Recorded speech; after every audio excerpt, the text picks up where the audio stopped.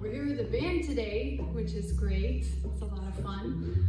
I'm Kiana, and this is my dad, Pastor John, and that's Craig and Gabe. So, thank you for joining us today.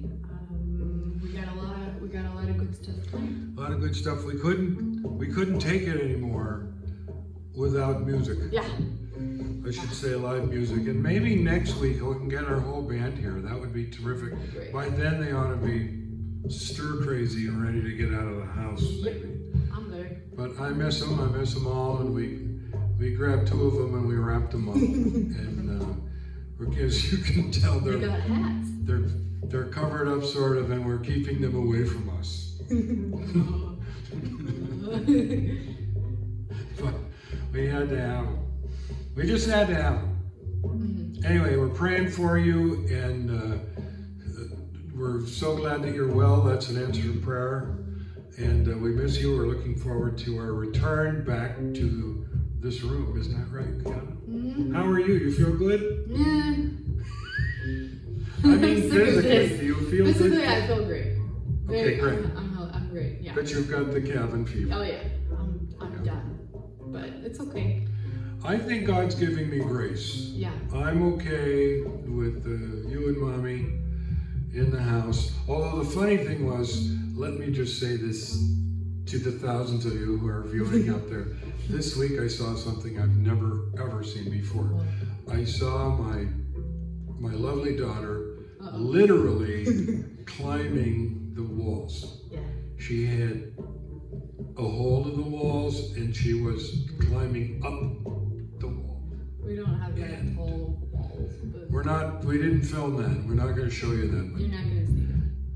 But it was something to see, I'll tell you. Might have happened. I don't know. Anyway, so we're looking forward to it. Also, I should say, or maybe you want to talk about it, we want you to listen all the way to the end because we're going to give away a prize. Right. There'll be a quiz on the sermon to see if you were paying attention. And if you were, and you write in Facebook and are able to answer the questions. No, if you comment the on correct Facebook, answers on the YouTube, video. that's what I mean. Thank you. Mm-hmm. Thank you so much. Yeah. See, you're absolutely vital to this process. Right, what she said. Yeah. If you comment on our YouTube channel there with the right answers, I'll just show you what you could win. This is Big. Value-added experience.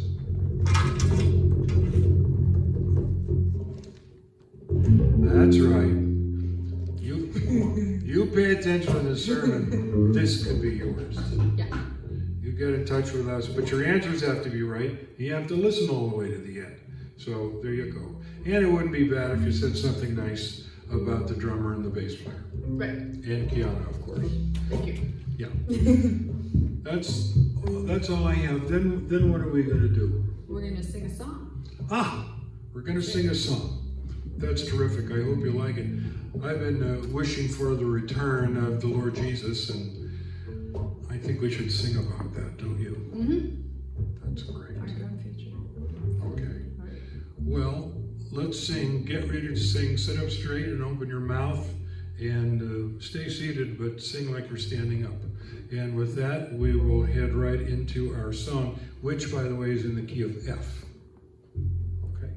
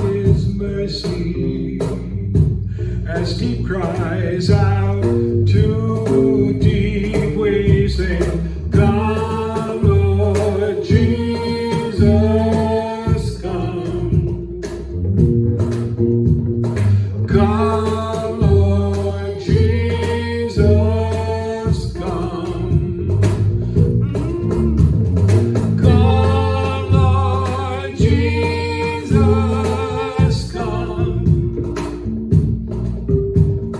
Come, Lord Jesus, come. All I'm thirsty, all are we. Come to the fountain, dip your heart in the stream of life. Let the pain and the sorrow be washed away in the waves of His mercy, as deep cries out to deep waves, saying, come, Lord Jesus, come. Come, Lord Jesus, come. Come, Lord Jesus, come. Come, Lord Jesus, come.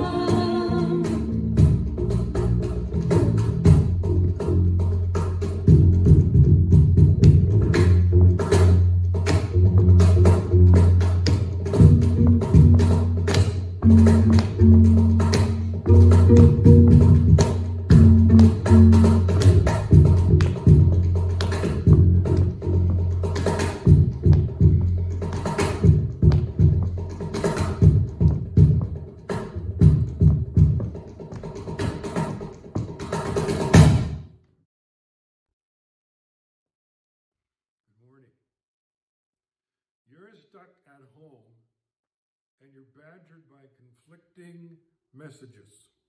Confined and quarantined, you're getting increasingly restless and skeptical. This is my best guess at what your life is like right now as I'm looking at you through the camera. That's what I'm getting.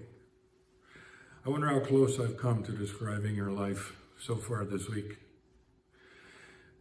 This week, the Holy Spirit laid John chapter 9 on my heart, and I hope you'll find it relevant to what you're going through right now. John chapter 9, starting at verse 1. Here's how it reads. As he went along, he saw a man blind from birth. His disciples asked him, Rabbi, who sinned, this man or his parents, that he was born blind? Neither this man nor his parents sinned, said Jesus, but this happened so that the works of God might be displayed in him. As long as it is day, we must do the works of him who sent me. Night is coming when no one can work. While I am in the world, I am the light of the world. After saying this, he spit on the ground and made some mud from the saliva and put it on the man's eyes. Go, he told him, wash in the pool of Siloam. This word means sent. So the man went and washed and came home seeing. His neighbors and those who had formerly seen him begging asked, isn't this the same man who used to sit and beg? Some claimed that he was. Others said, no, he only looks like him. But he himself insisted, I am the man. How then were your eyes opened, they asked. And he replied, the man they call Jesus made some mud and put it on my eyes. He told me to go to Siloam and wash. And so I went and washed, and then I could see. Let's pray. Our Father in heaven, you've made it abundantly clear that we are more vulnerable than we thought, less in control than we thought, less knowledgeable than we thought, and far more interconnected than we thought. We need grace and faith and strength and protection and healing as you work your divine will on our planet. Come to our rescue, Lord, and magnify your name among the nations, and help us to preach, that these dear ones might hear your voice. This we pray in Jesus' strong name. Amen. I'm focusing on verse 3. Jesus answered, "It is not this man's sin or his parents' sin that made him blind. This man was born blind so that God's power could be shown in him." The disciples expressed their prevailing wisdom of the day. This poor man was blind from birth because of some specific sin. And since his blindness was from birth, they reasoned that he must have somehow sinned in utero. That was the prevailing wisdom of the day. Now, because Hinduism has so permeated the West, today someone might say, he had bad karma, man. Maybe he sinned in a previous life or something. That's the cruel doctrine, which requires you to be punished by paying for your sins in subsequent lives. But thankfully, Jesus says no to all of this. In fact, the blind man hadn't sinned. He was a sinner like all of us, but God doesn't deal with sin like that, like ticky-tack fouls in basketball or in a tit-for-tat manner with a simplistic correspondence between sin and suffering. I would remind you of Job, whom God called the perfect man, who didn't sin at all, and he really suffered. The subject is more complex than the disciples' thinking. Likewise, the parents hadn't caused this blindness by their sins either. Jesus makes this clear. So neither sinned to cause this. But the disciples wanted to know who to blame for the blindness. Someone was responsible. Somebody had to sin. Otherwise, this man wouldn't be blind. Simple, isn't it? But according to Jesus, it's not that simple. You know, there's another simplistic answer to suffering that's popular in some places. Perhaps you've heard of it. I've heard it many times. It goes something like this. Just claim your healing, man. After all, the Bible says in 1 Peter 2, he himself bore our sins in his body on the cross so that we might die to sins and live for righteousness. By his wounds, you have been healed. Simple. So just claim your healing. God never wants you sick. You're a child of the King. You should be healthy and wealthy, because by his wounds, we're healed. So you should never have to be in suffering. So just claim your healing. Now, this view requires that the word healed in this verse be rigidly defined only as physical healing, ignoring the context. And here's the rub. If you're still sick, it's only because you don't have the faith necessary to claim your healing. So now, you're not only sick and suffering, you're guilty too, for not having adequate faith to be healed. What a dirty trick, dear ones, to play on those who suffer. Well, if there's anything that we learned from this pandemic lately, surely it is this.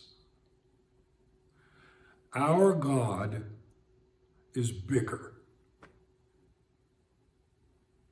He can paint with broad universal strokes and has a cosmic design in mind. He can send presidents to their rooms and make nations close their borders with just a flick of his finger or less. Yesterday, I read a comment in the Christian Post from Governor Andrew Cuomo.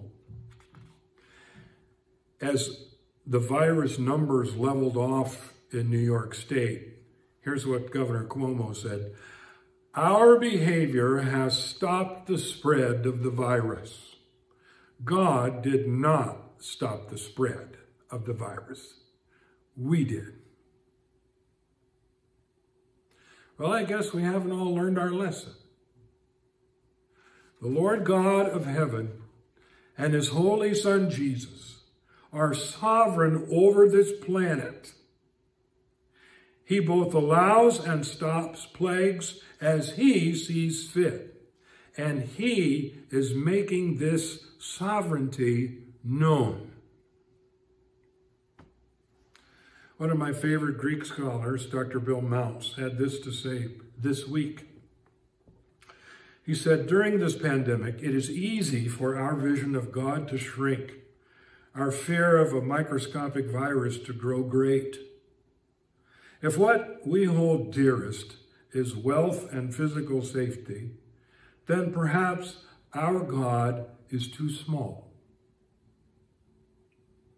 But the God of the Bible is anything but small.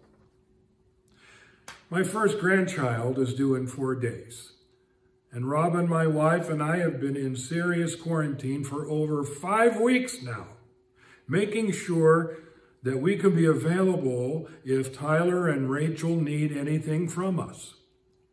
But the virus is not what I fear.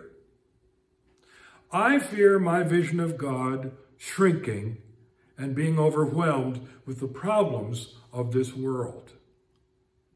What I want is for my vision of God to be bigger than a microscopic organism. I want to see past this horrible pandemic and look for opportunities to encourage people to not live in fear, but to take this opportunity to reassess what is truly important. As I said, if our lives are about wealth and health, then there is something to fear.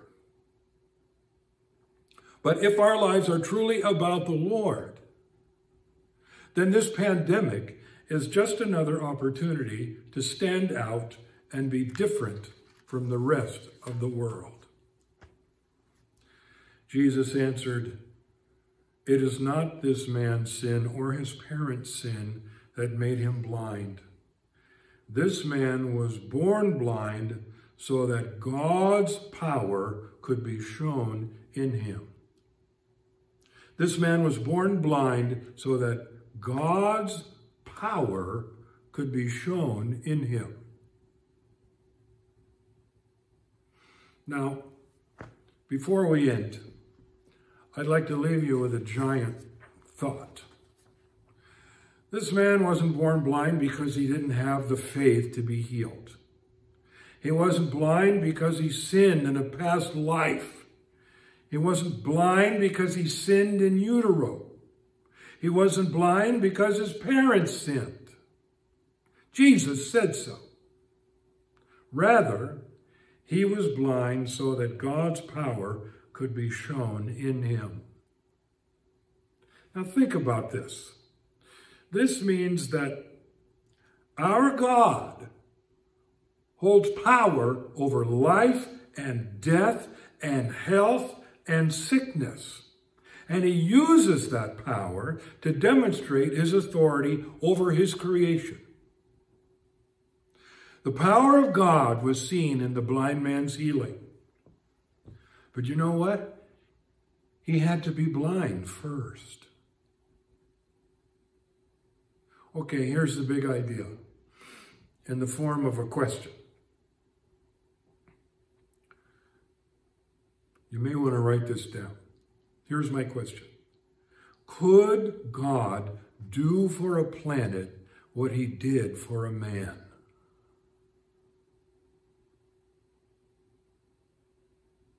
Could God do for a planet what he did for a man? No? Yes? But the planet would have to be sick first. Now, this is something that Governor Cuomo apparently doesn't believe. He thinks we're in charge. But the blind man knew better, and so do you. Could your God show his power by healing a planet like Jesus did when he healed a blind man? And if he could, would he?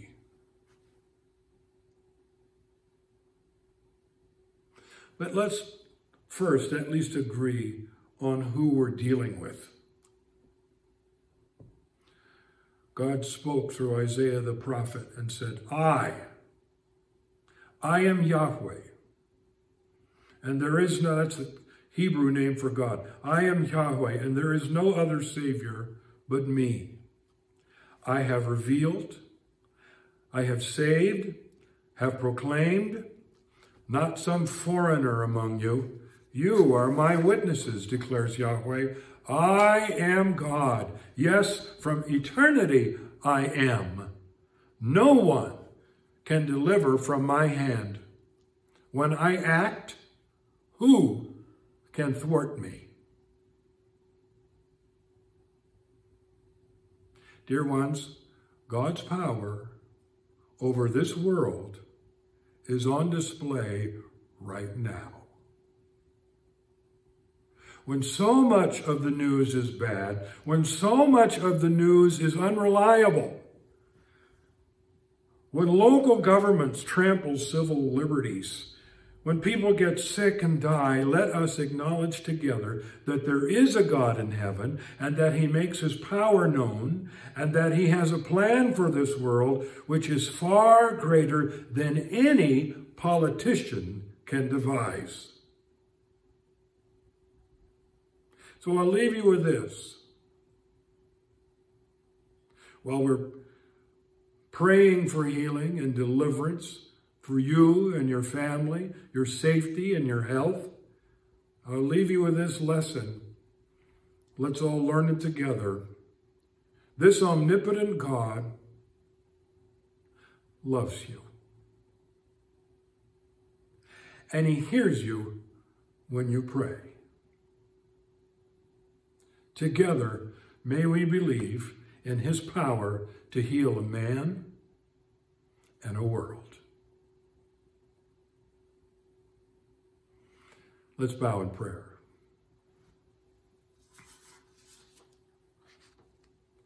Lord, here's what we pray. Now to him who is able to do immeasurably more than all we ask or imagine, according to his power that is at work within us, to him be glory in the church and in Christ Jesus throughout all generations, forever and ever. Amen. Hi, everybody. Thanks for watching. Be sure to like and subscribe and leave a comment if you want.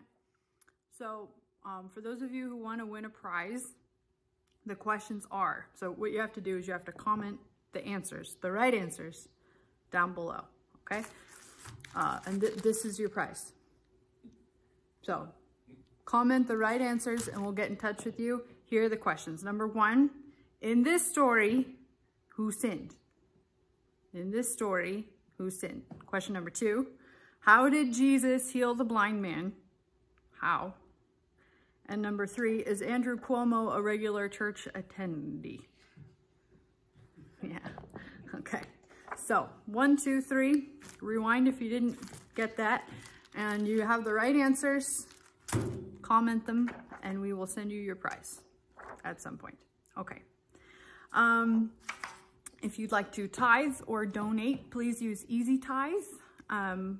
in the description below, there should be a link to our website on the donate page. If you'd rather mail in a check the old-fashioned way, the church address is 1911 Waltonia Drive, 91020 in Montrose. We're also on Facebook if you want to get in touch with us that way. It's kind of the way we're communicating during this season. The link to our website is also in the description, lightonthecorner.org. I think that just about covers it.